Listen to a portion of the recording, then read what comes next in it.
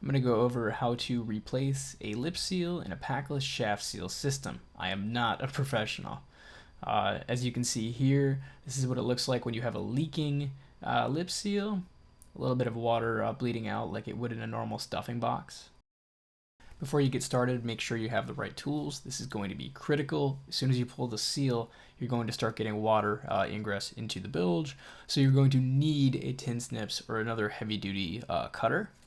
You can see I already removed the seal carrier on the shaft, and that's a quick thing. Just unscrew 2 screws. You may need to rotate the shaft around a little bit in order to get at them. So sorry about that. After you get that done, there's going to be 5 screws on this housing or this cap here. So just go ahead and unscrew those and pull it back. Then you're going to move that cap onto the other side of the new lip seal on the shaft.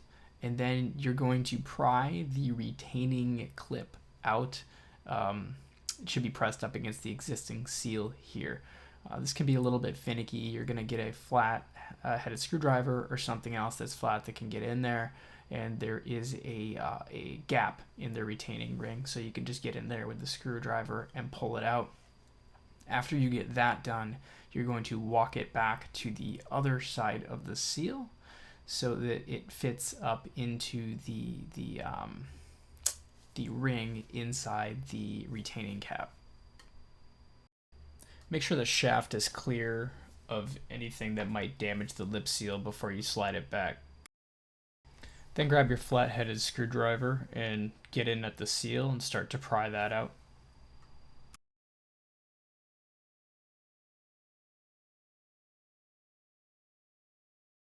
Now the clock is ticking and you've got to get the repair job done. It's going to look like a lot of water's coming in, but it's really only a couple gallons a minute or so. Your bilge will be able to keep up with it.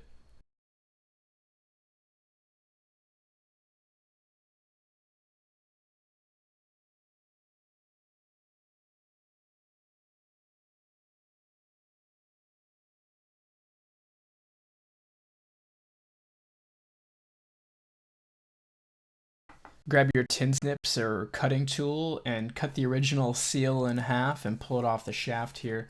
You'll notice that there's a metal retention spring on the inside, so it can be tough to cut through. It's not just rubber.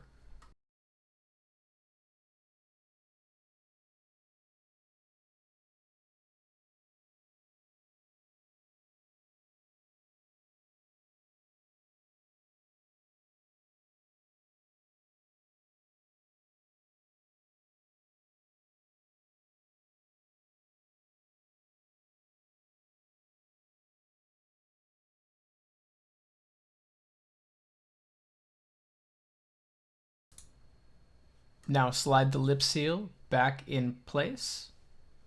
It's not going to slide directly in like the other one was. You're actually going to have to put the cap with the retention ring insert in there up against it, and you're going to have to cross star tighten the screws there. In order to get it started though, it can be helpful to grab a mallet and give it a little bit of a bang just to get it started.